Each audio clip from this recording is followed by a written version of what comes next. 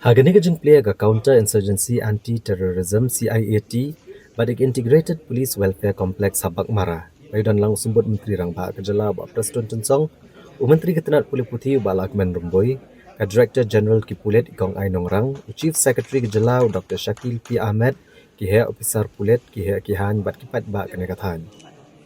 Habagaran kejingalang Konrad Kongkal Sangma ulo ai kublai ketenat korbari kejela bat ketenat pulit kebela pendap ekonik Integrated Police Welfare Complex bat ka CIAT bat penpau kejing songo kejingi ijengai jong Davis and Armarak.